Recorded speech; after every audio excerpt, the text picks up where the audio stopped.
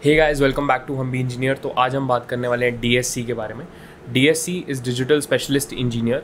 ये इन्फोसिस का एक ऐसा जॉब रोल है या एक ऐसी पोस्ट है जिसके लिए तुमको थोड़ा सा स्किल लेवल एनहांस करना पड़ता है, थोड़ा ज़्यादा मेहनत करनी पड़ती है, पर साथ ही साथ इसके बेनिफिट्स भी हैं कि एक तो तुम लोगों को सैलरी काफ़ी अच्छी मिलने वाली है, रिस्पॉन्सिबिलिटी ज़्यादा आएगी तुम्हारे ऊपर, लेकिन रिस्पॉन्सिबिलिटी ज़्यादा लेने के फ्रूट्स तुमको लॉन्ग टर्म करियर में नज़र आ सकते हैं। तो आज हम इसके बारे में कम्प्लीटली बात करने वाले हैं शुरू से एंड तक कि टाइमलाइन कैसी रहने वाली है, कब शुरू करोगे तो कब जाके फाइनली तुम लोगों को सैलरी आने लगेगी डीएससी की, कब तुम्हें रोल मिलेगा डीएससी का, कब तुम काम करना शुरू कर सकते हो, ट्रेनिंग इन्वॉल्व होती है कि नहीं होती है, टेस्ट में कैसे क्वेश्चंस आते हैं, सारा का सारा syllabus as well as interview के अंदर कैसे कैसे क्वेश्चंस पूछे जा सकते हैं। ऑल्सो तुम्हारे लिए लास्ट में मैंने वीडियो के एकदम एंड में इंटरव्यू प्रेप के लिए एक वेबसाइट, एक रिसोर्स रखा हुआ है। तो लास्ट तक अगर तुम वीडियो देखोगे तो तुम्हें फाइनली वो रिसोर्स मिल सकता है और तुम उसको काफ़ी अच्छे से यूज़ कर सकते हो। इट्स अ फ्री रिसोर्स, आराम से यूज़ करो। एंड वैसे तो चैट जीपीटी आजकल आई है ब्रो, तो हर चीज़ में चैट जीपीटी, लेकिन तुम उसको आराम से यूज़ कर सकते हो। तो एंड तक बने रहो। स्टार्टिंग से शुरू करते हैं, पहले समझते हैं डीएससी होता क्या है। तो guys, DSC basically digital specialist engineer को बोलते हैं। ये एक ऐसी जॉब रोल है जिसके लिए तुमको थोड़ी ज़्यादा मेहनत करके एक ब्रिज प्रोग्राम पास करना पड़ता है अगर तुम ऑलरेडी इन्फोसिस में हो।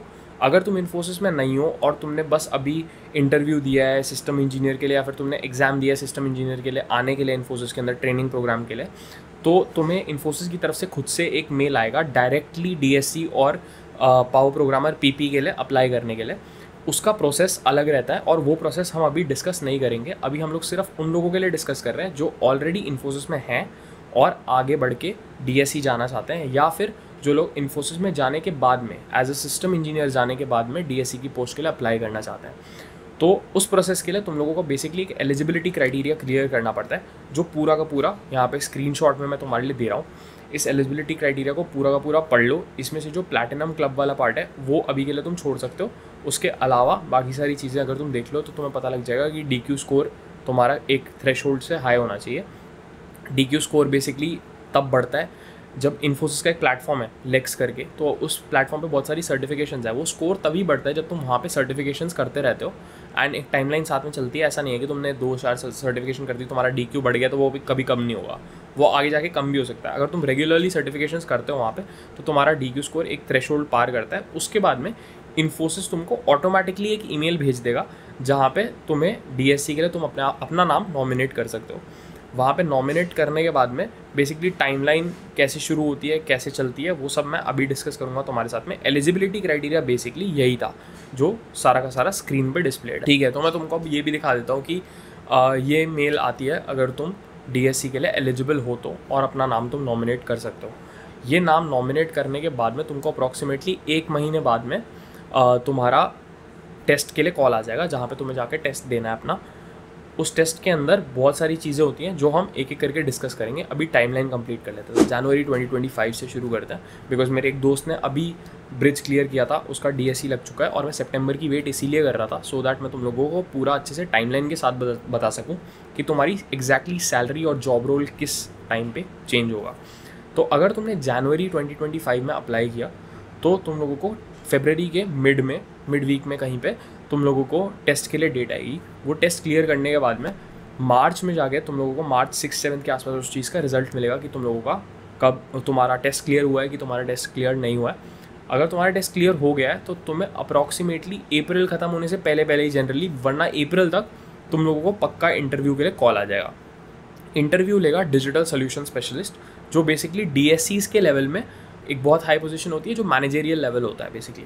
तो उस लेवल का बंदा तुम्हारे साथ में इंटरव्यू लेता है। वो इंटरव्यू लेने के बाद में अगर तुमने अप्रैल के आसपास, अप्रैल के स्टार्टिंग में या मार्च के एंड लास्ट वीक में तुमने अगर इंटरव्यू दिया है तो तुम लोगों को 4-5 दिन में रिजल्ट पता चल जाएगा कि तुम्हारा डीएससी का प्रोग्राम क्लियर हुआ है या नहीं हुआ है। उसके बाद में तुम लोगों को अप्रॉक्सीमेटली 2 महीने के लिए ब्रिज प्रोग्राम के लिए ट्रेनिंग करना पड़ेगा, डीएससी के लिए ट्रेनिंग करना पड़ेगा। वो तुम लोगों को बहुत सारी उसके लिए सर्टिफिकेशंस क्लियर करनी पड़ती है, उसके अंदर सॉफ्ट स्किल्स भी होते हैं, तो वो मैं अभी साइड पे डिस्प्ले कर दूंगा। तो ये सारी चीज़ें करने के बाद में तुम लोगों को डायरेक्टली डीएससी नहीं बना दिया जाएगा, शायद तुम्हारा जॉब रोल भी चेंज ना हो। 2 महीने तुमको उसके बाद में काम करना पड़ता है। जैसे अगर तुमने अप्रैल के बाद का टाइम ले लेते हैं, मई और जून तुमने वो सेल्फ पेस्ड ट्रेनिंग करी अपनी ब्रिज प्रोग्राम की, तो उसके बाद में तुमको जुलाई और अगस्त काम करना पड़ेगा एंड सितंबर में जाके, सितंबर 2025 में जाके तुम्हारी फाइनली सैलरी आएगी एंड जुलाई और अगस्त की जो सैलरी होगी वो एज एरियर्स तुम लोगों को सितंबर में मिल जाएगी। तो बेसिकली ये टाइमलाइन रहती है पूरे के पूरे प्रोसेस की। तो अब बढ़ते हैं टेस्ट की तरफ। टेस्ट के अंदर बेसिकली 3 सेक्शन होता है। 3 सेक्शंस में से जो पहला सेक्शन होता है वो बेसिकली थोड़ा सा सिंपल सेक्शन होता है। ऐसा नहीं बोलूँगा प्रिपेयर मत करना उसके लिए, बट जनरली अगर तुम टेक फील्ड में हो ऑलरेडी और तुम वहाँ पे काम कर रहे हो तो you will be well versed with that. बहुत बेसिक टाइप के क्वेश्चंस होते हैं। सिलेबस क्या है वो मैं यहाँ पे डिस्प्ले कर देता हूँ। तो बेसिकली ये चीज़ें आती हैं एंड उसके बाद में तुम लोगों को सेकंड स्टेज के बारे में ही डायरेक्टली सोचना चाहिए। तो सेकंड स्टेज पे, पहली स्टेज पे 10 MCQ आते हैं अप्रॉक्सीमेटली, जो तुम कर ही लोगे। आई एम अज्यूमिंग तुम लोग वो कर लोगे। तो सेकंड स्टेज की बात करते हैं। सेकंड स्टेज पे बेसिकली तुम्हें 2 टॉपिक्स चूज़ करने होते हैं जिसके ऊपर तुमको क्वेश्चन आएंगे। अप्रॉक्सीमेटली 20 MCQs आएंगे तुमको। तो वो क्वेश्चंस तुम्हें उन टॉपिक्स आएंगे जो तुम चूज़ करोगे। तो तुम्हें वो टॉपिक्स चूज़ करने चाहिए जिनके साथ में तुम बहुत ज़्यादा वेल वर्स्ड हो, या तो तुमने बहुत सारा प्रोजेक्ट्स करे हैं कॉलेज में जिनके साथ में तुम्हारा बहुत सही है, नहीं तो तुमने जिन टॉपिक्स पे एक्सपीरियंस है इस पॉइंट ऑफ टाइम पे, जिस प्रोजेक्ट के अंडर तुमने काम किया है एज सिस्टम इंजीनियर, तुम्हें वही टॉपिक्स जनरली लेने चाहिए। 2 टॉपिक्स ऐसे हैं जिसके बारे में मेरे दोस्त ने मुझे बताया था। तो उन टॉपिक्स के जो रिसोर्सेज हैं वो मैं तुमको प्रोवाइड कर देता हूँ। यहाँ पे लिखे हुए आ जाएंगे दोनों टॉपिक्स के लिए कि क्या रिसोर्सेज के लिए तुम लोग जा सकते हो। एक यूट्यूबर है और एक यूडेमी का कोर्स है। इन दोनों को अगर तुम देखोगे तो तुम बहुत ईजिली ये क्लियर कर सकते हो। Though the guy that I talk to, he had a lot of experience with Node.js, so उसको बहुत ज़्यादा पढ़ने की ज़रूरत नहीं पड़ी थी। प्लस ऑल्सो AWS उसको काफ़ी ज़्यादा आता था पहले से, बट उसने स्टिल इन चैनल्स को रेफ़र किया था बिफोर गिविंग हिज एग्ज़ाम। तो थर्ड स्टेज में बेसिकली 2 प्रोग्रामिंग के क्वेश्चंस आते हैं। उसमें से एक ईजी लेवल का होता है और एक मीडियम लेवल का होता है। और ये मैं अप्रॉक्सीमेटली लीड कोड को कंसिडर करके रेफ़र करके तो मैं बता रहा हूँ कि एक ईजी और एक मीडियम टाइप का क्वेश्चन होता है। तो इसको प्रिपेयर करने के लिए तुम लोगों को जनरली या तो लीड कोड के तुम 100 क्वेश्चन अप्रॉक्सीमेटली कर लो, ठीक है, तो तुम्हारा सही रहेगा। और एक और रिसोर्स है उसके बारे में मैं अभी बात करता हूँ। तो ये 2 क्वेश्चंस करने के लिए जनरली जो ज़्यादा ईजी काम रहेगा to finish it quick is कि तुम पाइथन यूज़ करो। बट अगर तुम पाइथन में बहुत ज़्यादा वेल वर्स नहीं हो, तुम्हारी कोई और लैंग्वेज है जिसके साथ में तुम बहुत ज़्यादा कंफर्टेबल हो, then don't think about it, go for it. अब हम बात करते हैं कि प्रिपरेशन कैसे करनी है इन तीनों स्टेजेस के लिए। तो फर्स्ट स्टेज का बेसिकली ईजी है, ये इसका सिलेबस है।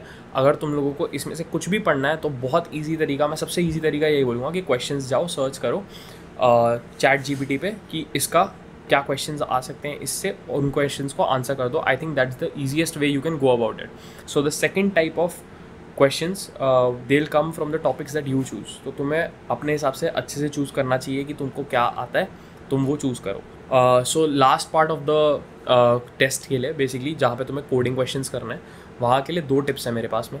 एक तो तुम लीड कोड अच्छे से कर लो, मतलब 100 क्वेश्चन ईजी मीडियम कर लो, तुम्हारा हो जाएगा, मतलब it will be enough preparation. But also with that और विदाउट लीड कोड, अगर तुमको जाना ही है प्रॉपरली, अगर एग्ज़ाम देने का तुमने सोच ही लिया है, तो तुम्हें ये करना चाहिए कि पजल मेनिया करके एक प्लेटफॉर्म है लेक्स के ऊपर। लेक्स इज़ बेसिकली, लेक्स तुम्हें पता होगा अगर तुम ऑलरेडी इन्फोसिस में, अगर तुम नहीं हो तो Lex is basically a platform जहाँ पे बहुत ज़्यादा सर्टिफिकेशंस और बहुत ज़्यादा रिसोर्सेज वगैरह अवेलेबल है, जहाँ पे तुम कोडिंग क्वेश्चंस प्रैक्टिस कर सकते हो, कोडिंग के बारे में सीख सकते हो वगैरह, बहुत सारी चीज़ें हैं और बहुत सर्टिफिकेशंस है उधर। तो उधर एक ऐसी चीज़ है पजल मेनिया। तो बेसिकली जो इन्फोसिस तुमको एग्ज़ाम के टाइम पे पूरा का पूरा UI देता है, तुम्हें अगर उसके साथ में कंफर्टेबल होना है कि क्वेश्चन कैसे आएगा, तुम्हें कहाँ पे एग्जैक्टली कोड करना है, कैसे लिखना है, सब कुछ इन सब चीज़ों के साथ में अगर तुमको कंफर्टेबल होना है तो तुम्हें इस वाले प्लेटफॉर्म पे जाना चाहिए पजल मेनिया पे, और जाके अपनी प्रिपरेशन करनी चाहिए। What I been told is that 2 weeks of puzzle mania is enough for clearing the DSE exam. बाकी तुम्हें अपना पता है कि तुम कितना कर रहे हो, कैसे कर रहे हो, तो it's totally on you. Now getting to the interview stage. Interview stage पे जाके तुमसे 2 टाइप के सवाल पूछे जाते हैं।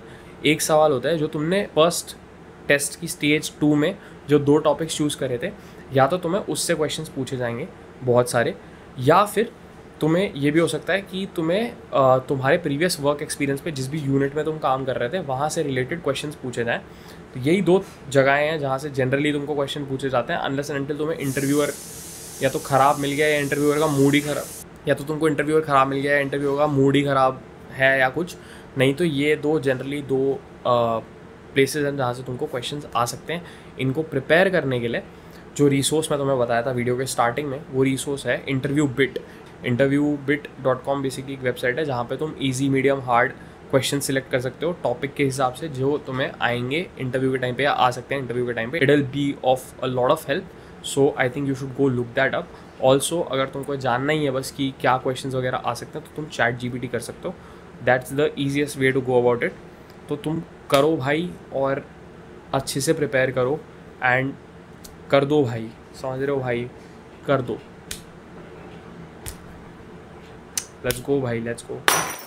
ऑल्सो तुम्हारा इंटरव्यू तुम्हारे प्रीवियस वर्क एक्सपीरियंस के बारे में बहुत ज़्यादा पूछता है क्योंकि ऑब्वियसली फाइनल कॉल उस बंदे की है कि तुम्हें फाइनली DSC लेना है कि नहीं लेना है. तो अपने प्रीवियस वर्क पे भी ब्रश अप करके जाना. अगर तुम्हारे पास में बहुत ज़्यादा एक्सपीरियंस नहीं भी है तो भी ब्रश अप करके जाना. It will be of a lot of help to you. And तो अगर तुम्हें कोई भी डाउट्स होंगे कमेंट सेक्शन में नीचे डाल देना. मैं बहुत जल्दी रिस्पॉन्ड करता हूँ जनरली. मैंने तुम्हें बहुत ज़्यादा लोगों के कमेंट्स वगैरह आए थे मुझे सिस्टम इंजीनियर वाली वीडियो के नीचे भी, कॉग्निजेंट वाली वीडियो के नीचे भी. और कॉग्निजेंट का तो मैं एम्प्लॉय भी नहीं हूँ भाई. मुझे बार बार जाके उस बंदे से बात करनी पड़ी थी, गौरव से, कि डाउट्स वगैरह हैं. एंड वो भी बहुत काइंड था कि उसने काफ़ी ज़्यादा हेल्प करी थी कॉग्निजेंट के डाउट्स क्लियर करने में भी. भाई कमेंट करके नीचे बताओ अगर तुमको कोई डाउट्स वगैरह हैं. मैं जनरली बहुत जल्दी रिस्पॉन्ड करता हूँ. सिस्टम इंजीनियर वाली वीडियो के नीचे भी बहुत ज़्यादा कमेंट्स आए थे भाई. वो भी मैंने जितनी जल्दी हो सकता था रिस्पॉन्ड किया. मेरा इंस्टाग्राम चैनल भी होगा यहाँ पे. इंस्टाग्राम चैनल पे जाओ, फॉलो करो, वहाँ पे DM किया करो. जनरली यार 3-4 दिन में रिस्पॉन्ड कर देता हूँ. अगर मैंने 1-1.5 हफ्ते तक नहीं किया ना रिस्पॉन्ड तो मतलब है कुछ कि मैं बिज़ी हूँ. अदरवाइज़ मैं तुम लोगों को रिस्पॉन्ड बहुत जल्दी करता हूँ भाई. आई केयर अबाउट यू. मतलब ऐसा भी कुछ नहीं है कि बहुत एक्स्ट्रा प्यार व्यार कुछ है, लेकिन भाई मैं केयर करता हूँ भाई. I been through the same shit. So मैं चाहता हूँ कि अगर कोई मेरी वीडियो देख रहा है तो वो एकदम डाउट फ्री होके निकले. कोई अगर तुम्हें सवाल है मुझसे कुछ मिस हो गया है बता दो मुझे क्या मिस हो गया. अगली बार जब हम वीडियो बनाएंगे DSC के लिए, डायरेक्ट एंट्री के लिए, उस टाइम पे मैं वो डाउट्स क्लियर कर दूंगा. So let's go, stay tuned, subscribe to the channel. अगर तुम्हें अच्छा लग रहा है मुझे भी मोटिवेशन मिलती है. एंड इंटरव्यू बिट पे ज़रूर जाना. इंटरव्यू बिट देख लेना कि तुमको सही लगता है कि नहीं लगता है. ChatGPT हम सबका दोस्त है. अभी के लिए good bye, have a good day and फाड़ दो भाई.